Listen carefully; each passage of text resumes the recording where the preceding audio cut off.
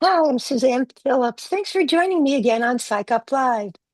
Have you ever been in a situation where you wanted to say no, but you felt it was too late to refuse? You didn't want to upset the person making the request, but you really were not okay. You are not alone. In this show, our guest Tiffany Braxton is going to give us tools for consent, the power of choice, communication, respect, and connection. She offers this through her new and important book, Consent Comics, an engaging, approachable guide to peer pressure, dating, and real life boundaries, illustrated by Adilanie Garcia Amos. Drawing upon her experience as an educator and a survivor, Tiffany Braxton will consider and exemplify how the comics with characters depicted in non-gender and non-racial ways are universally applicable and provide powerfully engaging dialogue that covers consent as self-care, inner red flags, empowered yes, trusting self again, and turning pain into power. Tiffany Braxton is an author, activist, educator, and founder of Penspires, a company focused on teaching life skills to people through engaging educational materials.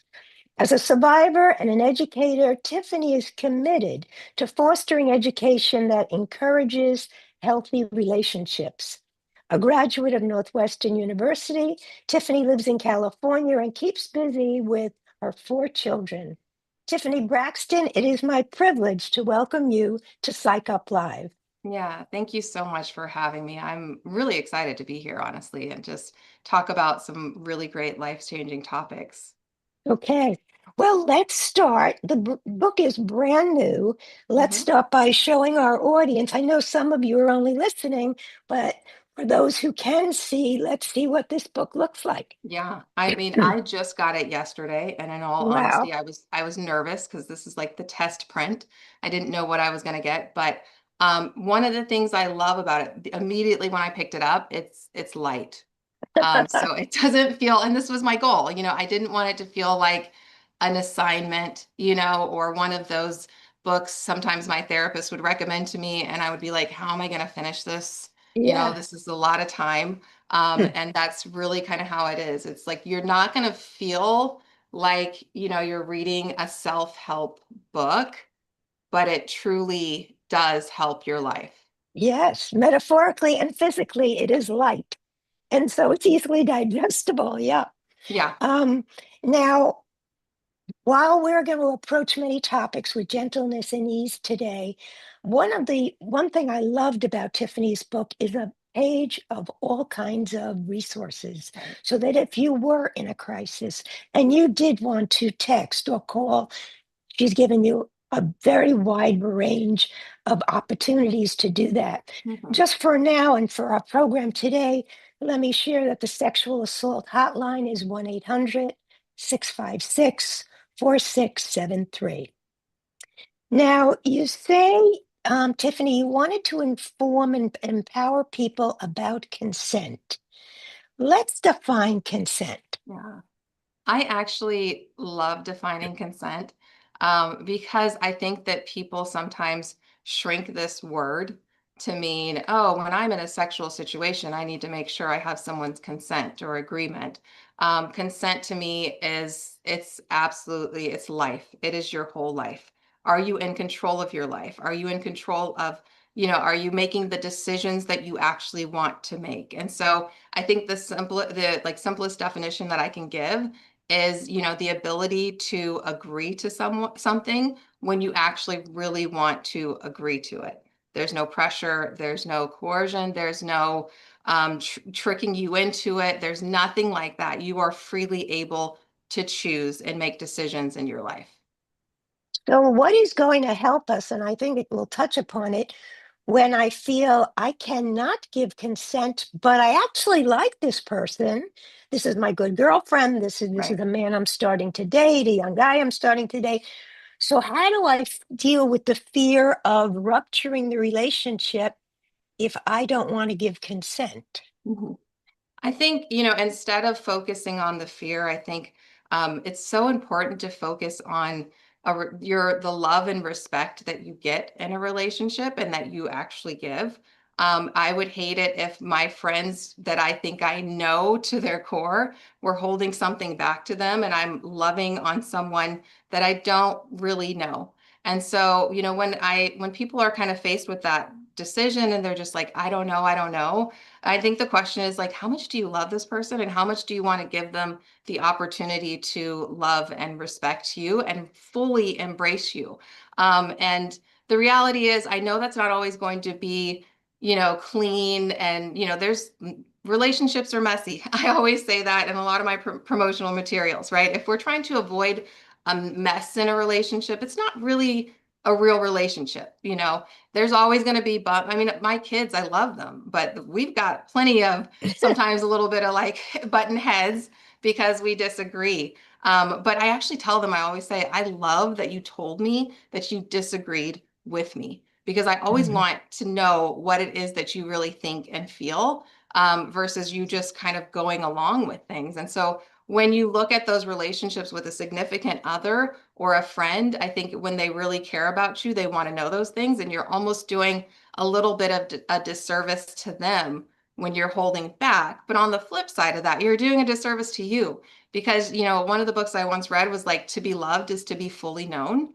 And I think when you when you want to be cared for, you've got to really put yourself out there, and also realize that, there are other spaces. Maybe that's not actually the space for you, but there's always going to be a space for you later on. And you might just have to wait. You might have to wait for that space instead of trying to fit yourself into, the square, into like the round hole. If you're a Mhm. square, be a square and celebrate being a square. Hmm. Yeah, you're talking so much in a way about authenticity that you really want someone to know your authentic self and love your authentic self Right. as you want your friend to say, Sue, that is not something, no, I will Hmm. not run at this age in my life. We are not, it's Yeah, not going to happen. Or no, I exactly. really prefer not to see that kind of film. Hmm. And so that's the real gift It is. of authenticity and connection. And you Hmm. touch it in so many ways. And consent is a big part of that. It is. So um, let's let's talk about or the characters. Let's Hmm. start by telling our listeners about your very interesting characters in the Yeah. book. Yeah, I always kind of laugh a little bit with my characters because, when I was approaching consent and I learned about it and I was like, wow, I wish I had known these things before. I also realized, kind of like why I didn't know those things before, and that, they were kind of in places where I'm like, where would I even see this or run into this to the extent that, excuse me, that it might like affect me. And so I was like, I need to create these engaging materials, but what is it going to be? And the answer was comics. And I feel like in solving one problem, I then had a bigger problem to solve, which was okay, if I depict consent, in any kind of way with human beings, I'm going to have this group of humans mad at me for this and this group of Yeah, humans mad at me for yeah. that, right? I'm trying to keep like the keyboard warriors at bay just a little bit. And so, I remember when I first approached my wonderful illustrator, Adilanie, I said, I didn't tell you that this was part of the job, but I actually need you to create genderless characters. And amazingly, she actually said, this is my thing. I do this all the time. And I'm just like, who does that? Like, first of all, Yeah, I have yet to find another illustrator who has yeah, told me that, and that's yeah. honestly one of those things where I say, this might have been a little bit of like some divine in the atmosphere.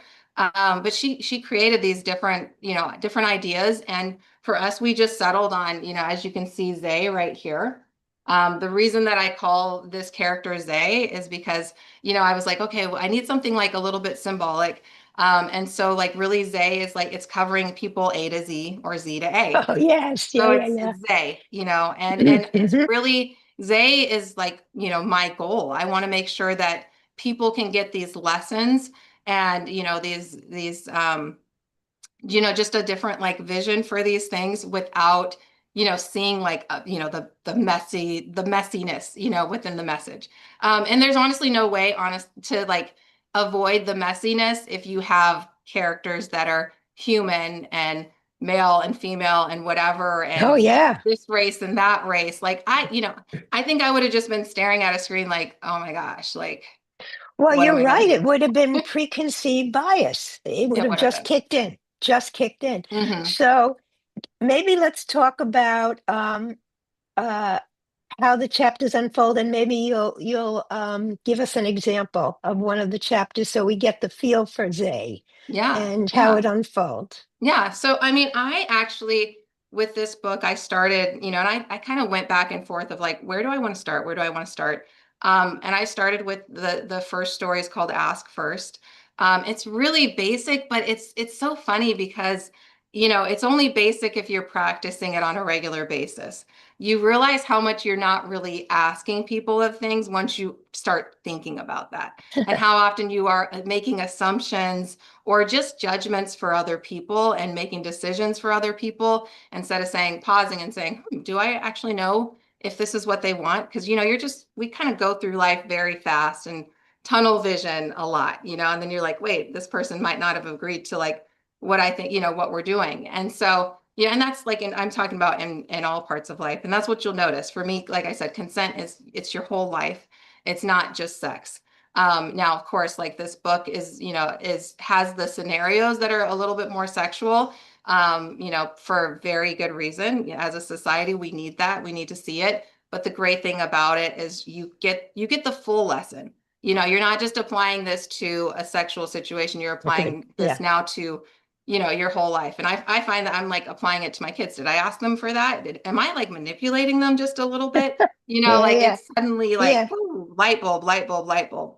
What kind of human being do I want to be, right? So I started very basic, but as you can see, there's a lot of lessons just even asking first. And one of the characters even says like, you should have let me decide. This is like it was my decision. It wasn't just like your decision for me. And so just like little powerful truths there. And then there's a story called The Big Picture.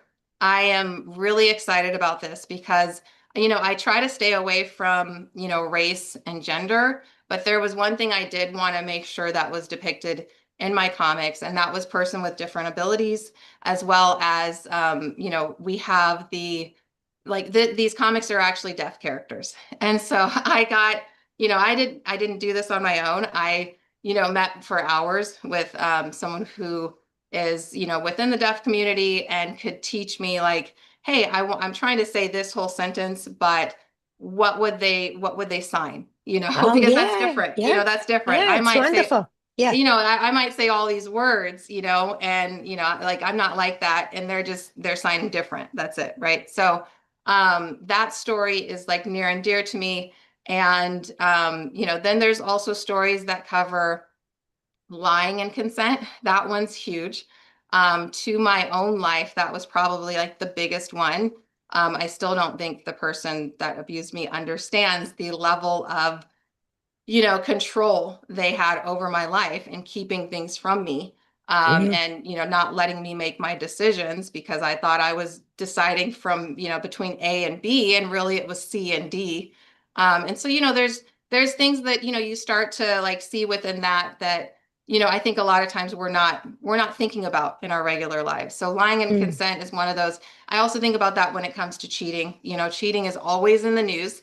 And we never talk about the possible sexual abuse that happened there, Yeah. where you cheated on someone and then you went back into the bedroom with them and you didn't let them know what you had done outside of, your relationship. Would they have said yes to sex or whatever you're doing if they had known? Probably not, right? So, I'm kind of showing you how there's the topics that, the ask first. Okay, that's basic, but what about the lying and consent?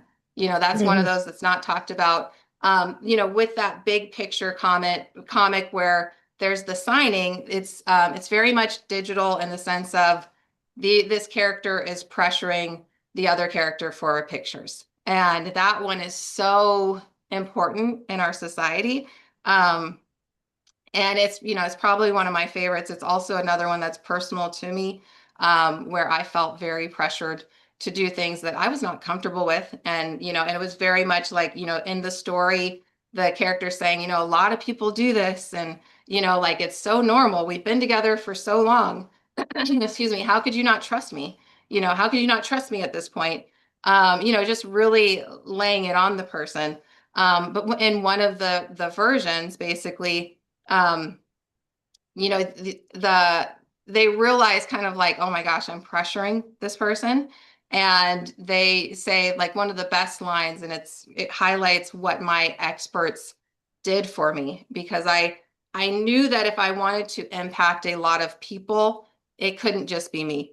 And so I had about 5 people that just came on board and picked apart the stories with me. One of those, he's a male education expert, and I needed him because obviously I wanted to reach the boys. And he was just like, why don't you add this one line in where it says, I would, it basically says, I wouldn't enjoy it if you didn't enjoy it. And that's one of those key lines where when you see it, you're like, like, yeah, I guess I shouldn't enjoy something when someone else is not enjoying it. Hmm. So, Hmm. it just kind of goes all over the board. And it's just like one of those things where um I feel like the stories kind of build in a lot of ways, where it's like asking, then pictures, then clothing even, which is a big Hmm. one with Hmm. consent. I think we do a lot of assuming what people want or who they are based upon what they're wearing, and it's Well, and so they're funny yeah, because it's and just they're a piece of cloth. blamed. They are blamed often for what happens to them based on what they're wearing. You know, Mm-hmm. many of the stories do pick up some of the painful situations and expectations in this culture. Yeah. So even when someone apologizes, the person who was pushing says, you know what, if you really don't want a picture, it's okay with me. The Yeah. other person is surprised, like, really? Like Mm-hmm. I can really say no. So one thing Yeah. that comes Yeah. across is the fear of Yeah. saying no. And that's probably particularly true right across the age group, from a Mm-hmm. teenager to a senior. Right. Um, and the idea that how often have we said when someone is told that a young girl was molested, that someone says, what was she wearing? Mm-hmm. So that the Yes. cultural difficulties come right through in your stories. Mm-hmm. Um, and I also liked the in the story about how the characters are, they're dressed in interesting ways, we suppose, but these guys come over and say they want to get involved with the girls or with the characters. Mm-hmm. And they say, well, you're dressed for us more than talking to you. Right. And the characters, respond, how we're dressed is how we're dressed. It Right. says nothing about. And now the two characters that came over, the ones who are going to be inappropriate, one of them turns out to be, it's right. Just because they're dressed that way doesn't really Mm-hmm. mean what you think it means. Right. So you even reveal that sometimes with young people or old people, there's a word of wisdom. Like Right. Right. someone stops it. And Mm-hmm. so that's the other thing I feel your message is, let's not make everybody be inappropriately crossing lines, and let's Mm-hmm. invite people to listen to their friend who says, the fact that they're dressed that way doesn't Right. mean anything about these people. Mm-hmm. And that's Yeah. across genders and across, gender definitions, Yeah. is Yeah. that people make assumptions about people and then blame the person. Mm-hmm. Well, you showed up alone. Well, doesn't that mean such and such? Yeah. Exactly. So, That's so true. That's so true. I think, one of the things like I want to hit on that you said is, the role of friends, and we call them sometimes bystanders as well, right? And that comes across, in a lot of the stories. Like, are you being helpful to a situation that you might not actually be personally involved in, or are you being someone who is enabling like the abuse? And I think it's really important as a society to see and start questioning, who am I in these situations? Am I the person who's supporting someone who is, experiencing harm and trying to make sure that they experience less harm, and getting in the way of that? Or am I someone who, maybe you don't say anything, but you should, or, maybe you are the person adding to that idea. And I'm not acting like none of us have, biases or thoughts that pop in our head. I think it's important for us to realize that like we're going to have those, especially like with depending on how we've grown up. I grew up as a Christian woman. So, like I was taught a lot about modesty. And so, I'm not going to lie and act like some thoughts don't pop in my head automatically from my upbringing of how I thought, a woman should dress based upon what was told to me. I don't necessarily like practice those things, but those thoughts still come in. And, making sure that we recognize what it is we're thinking before it becomes an action, is so important on both ends. And Mm, I know you see yes. it in that story where it's like, hey, even if you might have this thought, but don't act on it. And that's kind of Mm-hmm. like being an adult 101, right? Mm-hmm. And Mm-hmm. it's like you got the thought, don't do it. And it's the same thing for, with when we're sticking up for ourselves. You might have this thought where you're minimizing even yourself, or you're ignoring that, I call them like the inner red flags, of where your body's trying to say like, hey, this isn't right. They're not speaking to you well. And then you're like, oh, it's okay. It's okay. But it's really kind of like being in tune with with your mind kind of more than anything, before actions are produced. I also think to pick up on what you're saying, there's a learning curve. So if Hmm. you're with someone who goes, why? We've been together so close. Why wouldn't you send me this kind of picture? And you're like, what? With the internet? No, I'm not going to do that. Yeah. Now, to Yeah. break up with that person that day, that night, I don't know. Because Hmm. what if that person went home and then says next time? So I guess pictures don't make sense. Or, in other words, there's a learning curve between friends, between partners, Hmm. the same thing even between self. I'm taking a stand that we don't want to blame the young guy who was hitching alone at night for being Yeah. molested, or the Right. woman who wore a bikini to the bar. On Hmm. the other hand, there's a learning curve about if I didn't like the impact of my presence and wearing the bikini in the bar, I've got to think about whether I'm going to do that again next Right. time. Right. So that, if someone keeps saying, I can't stand these people all over me, your own self responsibility is, do you think you could have prevented it by wearing something less revealing? So that Yeah. there's a learning curve on all sides of these cartoons. Right, right. There's And this, and it's really it's I you call it a learning curve and I almost call it a little bit of a conversation starter. I always say like the comics are, they're for a conversation, whether it's, between a parent and a child, whether it's between friends, whether it's between you and a date where you're noticing something, hey, this is like what I just saw in this comic. Or if it's just within yourself, right? And so, maybe that, that woman's like, hey, I don't think I want to wear this in these situations anymore. Or hey, maybe I want to go with this friend, this male friend who like keeps them away from me. I think the sad thing of with that story is just, like that's real.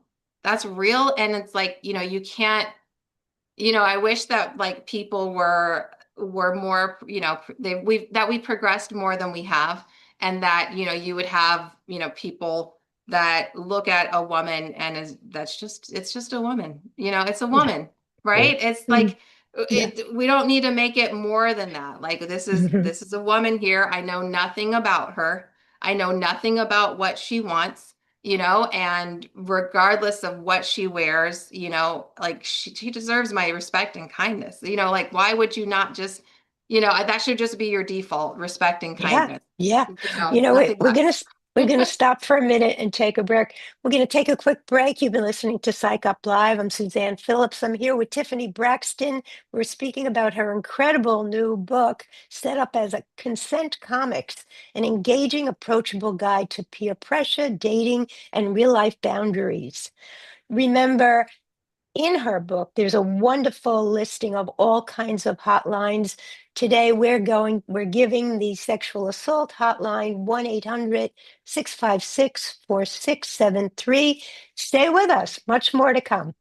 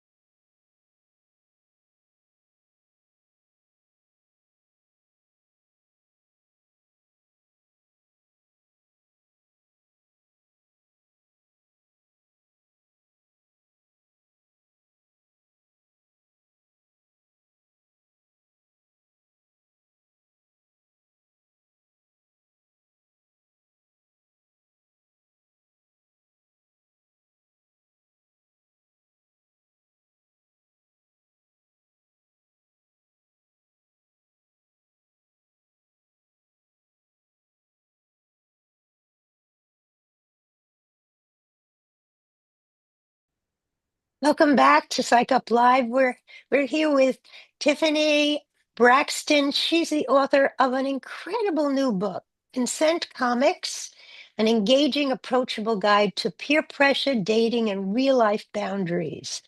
It is something that you probably have never seen before. It is something that even she's surprised unfolded Yeah. from her care, her imagination, and her understanding of people. And we're going to talk, we're going to show, maybe pick up the book again, Yeah. Tiffany.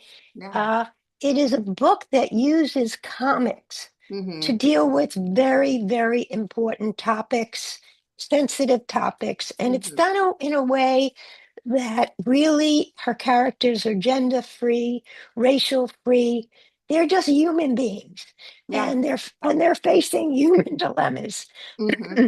Tiffany and I were talking about um, well, give us an example again of let's say that one of the stories that you think might work with inviting parents to read this, whether they do with their children, their teen, their Yeah. preteen, or they read it together as a couple.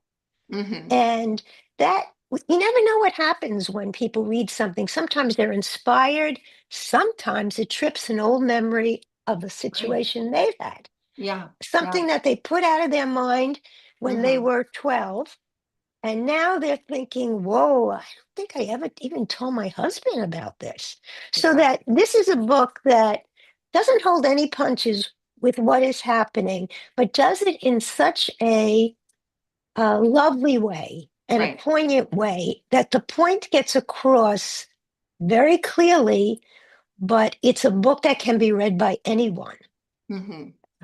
So, what would you say to parents about your book, Tiffany? Yeah, I mean, first of all, I got to be very clear with parents because, I'm a parent as well. I always like to tell you it's not graphic. Okay, so, Correct. you do not need to worry about, I mean, your kids are probably seeing more on TV or YouTube than they will in this book. It's always about like the build up to the situation rather than the situation because that's what consent is about. How is the decision being made? Where is the agreement happening or not happening? It's also very much like while it might bring up memories, your own or even your kids, because that could be a reality too. It might bring up something that they've experienced or you've experienced. Me personally, as a survivor, I made sure that I was not re-traumatizing anyone. And so when someone has a boundary, they are always sticking to that boundary and they're not assaulted or anything like that. So I just want to put that out there so you feel completely free to dive in and you don't feel like you need to like go and make sure there's nothing crazy in it. The crazy part is that it just teaches you how to better treat people and, yourselves better. Mm. And it truly works. So, there's that piece. The other piece is like when I first created these, they were very much about prevention. I've since seen that like it heals people. It helps them recognize, when they are, experiencing harm in a relationship, which is also wonderful. But, my first thing was like, let's get like, I'm a survivor, but let's also create less survivors if we can, Hmm. as Hmm. much as I love my survivor community and I love the people in it and the strength I see in it. I think we're all trying to do the same thing usually, which is heal people and prevent them from needing that healing. Hmm. And so, I created these with, younger kids in mind. You can really kind of share them with preteen and up, because of like the approach. And, it's very digestible and it's in a way that, you would get something from it as a parent, an adult, but it's not like above like their level where they'll, be like, oh, what was that about? What I don't understand that. It's very digestible. And I actually did create, as a teacher, a little like conversation kit, as I call it. It's going to be available on the website when the book is available. You can print it off. It's really fun. It looks, fun and comic-y and has like the comic bursts and, gives you choices of kind of like, you can ask this question, you can do it in this way, you can tell it like you're the character themselves. So it kind of gives you, I'm not just like throwing this even at you, even though it's really easy to go through, but I'm giving you even more than that. I'm giving you kind of a guide for what you can say to your kid, what they can even ask you, making it fun with Nice. like I even say like bring some snacks because we all know our preteens and teens love their snacks. Get some of their favorite snacks. Don't try to like do too much with them. Go through one or two stories. Talk through them. Say you'll come back with more snacks. Go hang out afterwards. Whatever it is, but it was always, I on my heart to make sure that these were starting conversations, hopefully within the home, because ideally you develop a relationship with your child where they feel safe going to you for anything. I'm talking about relationships, but something else could be pressing in their life. And if you start just having those conversations where they know, like, hey, I can say this to my mom or dad, and they're okay with it. And they might not even agree with it, but they're hearing me out and they're approaching me in a way that makes me feel safe. I think it's always important. I always think of it like, I have a 15-year-old daughter. I also have some older daughters, but that's a whole other story. Um, but I have a 15-year-old, and I'm trying to have the conversation in the relationship with her that when I send her off to college, she will call me if something happens. Whether big or small, she will pick up that phone and say, "Hey, I need to talk with my mom." And there will still be that connection. And so that, to me, honestly, I think like this comic book can do that. Whether you already have that kind of relationship with your kid, or you want to build that with your kid, it's kind of the easiest way. Like, let's just read some, comics. Sometimes they're lighthearted, they're fun to look at. And what did this make you think of? Have you ever experienced anything like that? And maybe even as a parent, like you're saying, it might bring up a memory that you as the parent has. And I encourage you, if it's appropriate, like being open with your kid about what you've experienced. Kids always want to know us more than I think we realize that. They want to know their parents and what they've been through, and that they're also human, just as much as that kid is human. And I love what you're saying. And I want to invite people also to recognize from what we know of kids, the first time the book comes out and you have the snacks and you want it, they may be totally no. But that doesn't mean that at another point when you have the book on the table because you were reading it, that they are not going to take a look at it. Hmm. So that if you don't make it a requirement, but just something that you found very, very interesting, and it's around, Right. eventually they're going to take a look at it. Yeah. The other thing that it just occurs to me, Tiffany, as you're speaking, is in the stories and as they unfold, the characters give us some ingredients for a response. Hmm. At one point, um, everything's good. People are bringing take home food, and then the person says, I got everything you like. And then the person says, well, what about my request? Not quite like this, for the picture of you. And the Right. person says, I don't want to send a picture like Hmm. that. And the person says, well, why not? What's the big deal? And the person sticks to their guns and says, I don't want a picture like Hmm. that. Now, what I love about your different versions is we don't want the young person, let's make it the female in this case or whatever, what doesn't matter. Let's make it Hmm. the male. And he says, I don't want to send a picture like that. Yeah. Um, it doesn't mean there's not another opportunity to address the request, or for that person to say, I'm going to tell you why I can't send a picture because the internet is insane. Hmm. And I know other kids who's got pictures sent all over the place. Right. And if we're really mad to each other, I don't think I can do that. So Yeah. that, and then you hear in the different versions that Tiffany gives how someone could say, wow, I didn't think of that. I'm ad-libbing a bit here. I didn't think of that, but the way you Hmm. say it, I think I get it. Right. So, Right. I mean, the comic dialogue is not something like say this, say that. It opens up to many possibilities Really and does. lets people know don't be afraid of Right. telling the person, I can't because it's just not something I can do. It doesn't mean I don't Hmm. like you. Right. Right. And then I think, Tiffany, you touch on if a person will not stop pursuing it, even at Hmm. your discomfort or upset, we're going to think about that relationship. Yeah. And that's a Yeah. good flag for young people to know that when someone persists despite your discomfort or your unhappiness, how Hmm. much can that person like you? Yeah. Yeah. And so I think filtered throughout this very interesting and enjoyable reading are really good lessons. They're subtle. Mm-hmm. They're very Yeah. subtle, Yeah. but they're really ways of telling someone there's ways to say no, Mm-hmm. and there's ways to watch whether or not and see what reaction you get. Yes. Yeah. So the parent, parents reading this and just thinking about it a bit, even before bringing their kids into it, may be a good idea also. Right. Right.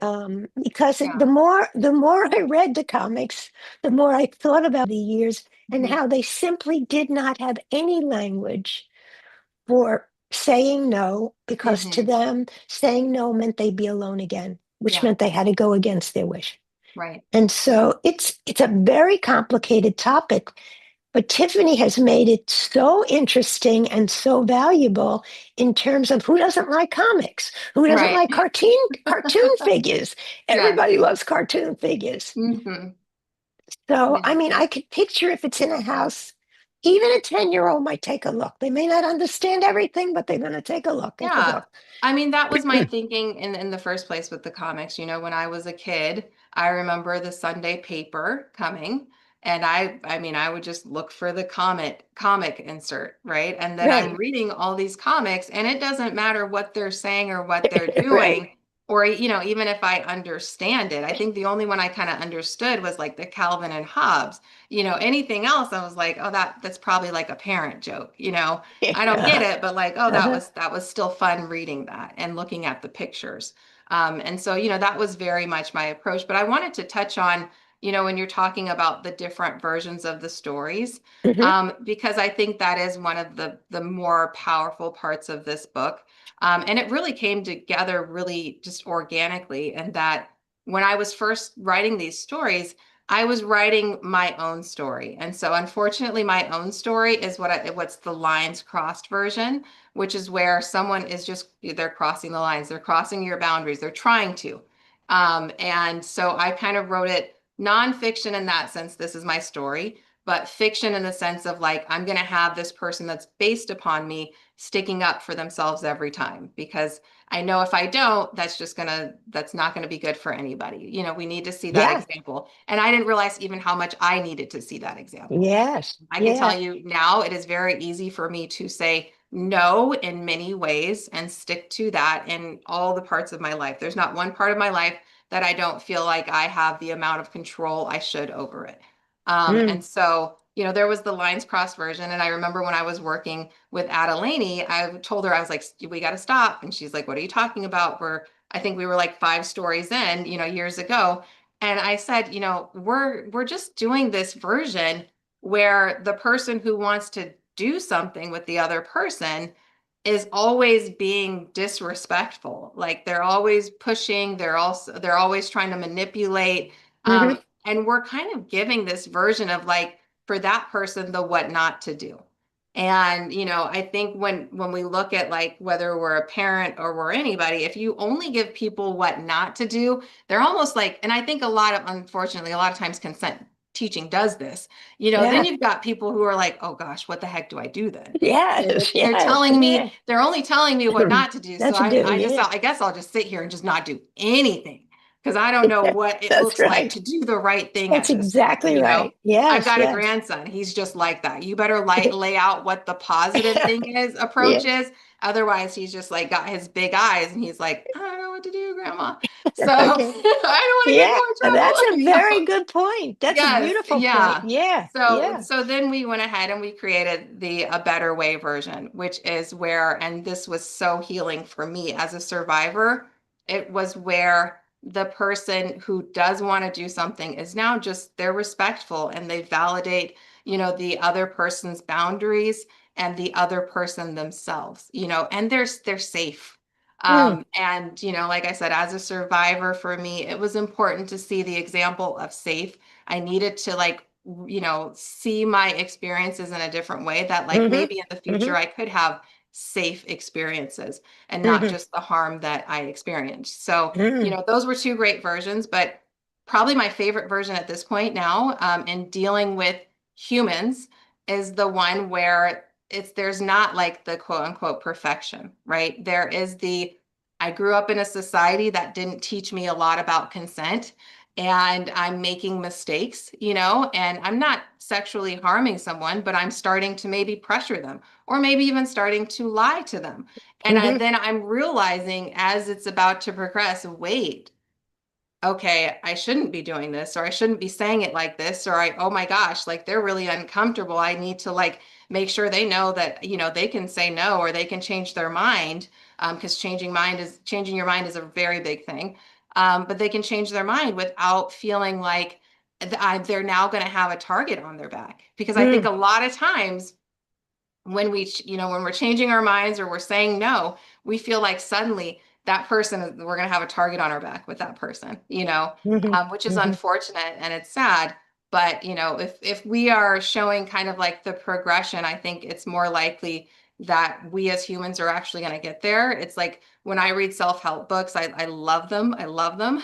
Some of them have been life-changing, but I don't close that self-help book and the next day I am like, I would like to use the word let them, right? Like I read that book. It was great for a lot of different things in my life, but I'm still not always letting them. Okay. I Yeah, still sometimes yeah, just want to be like, oh, So it just yeah, shows that like we're humans and there's a journey to this. There's a journey to yes, everything. And just like even with consent and, respecting people as much as we should, that is a journey. And along the way, there is going to have to be some apologies because that's what that yeah, version is called. It's called Apologies Matter. And I like to yeah, say apologies have to matter if humans matter because none of us are yeah, going to get it, right all the time. So we have to get good at yeah. apologizing and showing that changed behavior from the moment that apology is spoken. Which means the person who was potentially harmed or demanded of, then we have to invite that person Mhm. to allow to see, well, this person learned a lesson and he or she really did change. And Exactly. uh, I guess when I say something, it does matter to her or it Yes. does matter to him.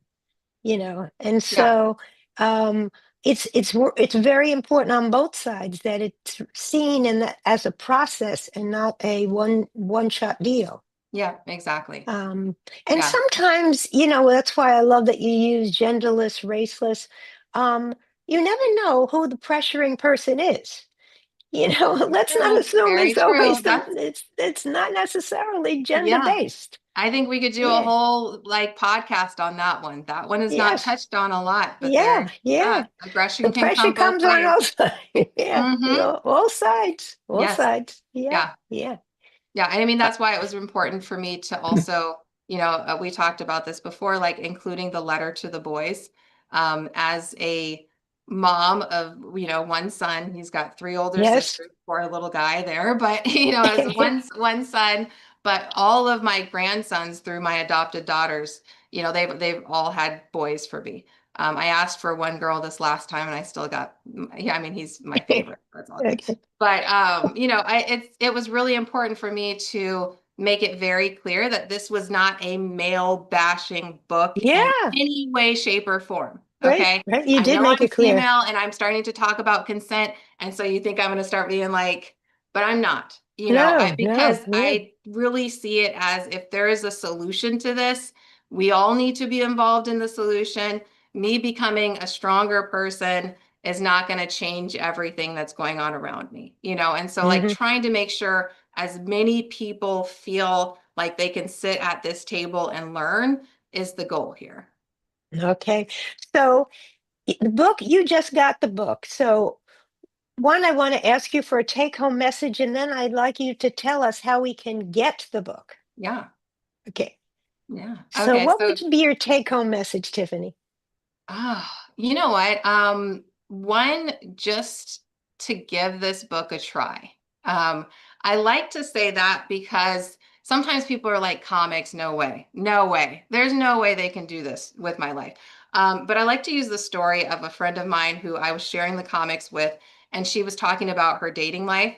And she kept saying, I thought about your comics.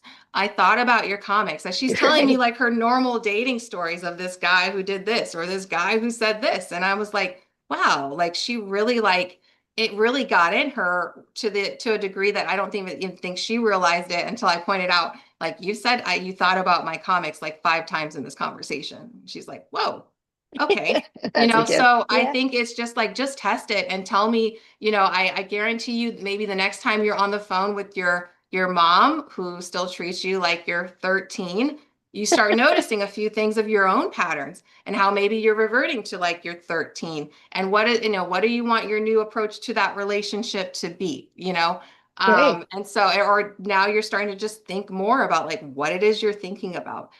So yeah, just give the book a try. And I promise you, like, you're gonna get something out of it. Yeah. It's a guarantee. As far as where you can get the book, the best place is just going on consentcomics.com. We have an order now section on the page. It's very easy to see.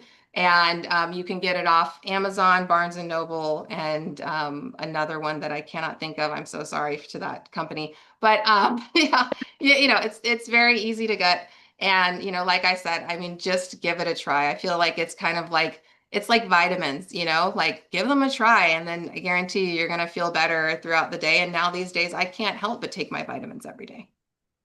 Tiffany, the book is a gift for people of all ages. It's enjoyable, it's very important, and it's different than anything you've seen. So I'm saying to my audience, this is a book to order. This is a book that will make a difference. Mhm. Thank you so much for coming on, and thank you for your wonderful use of your own history to Yeah, thank you. translate it into a gift for everyone else. I'm very grateful to have you as a guest and very grateful for your book. Yeah, thank you so much. Okay, I want my listeners to remember you can hear this and any show on Voice America Media, on almost all of the platforms, Apple Podcasts, Spotify. You can see us on iTunes. Until next week, remember to be safe and be listening.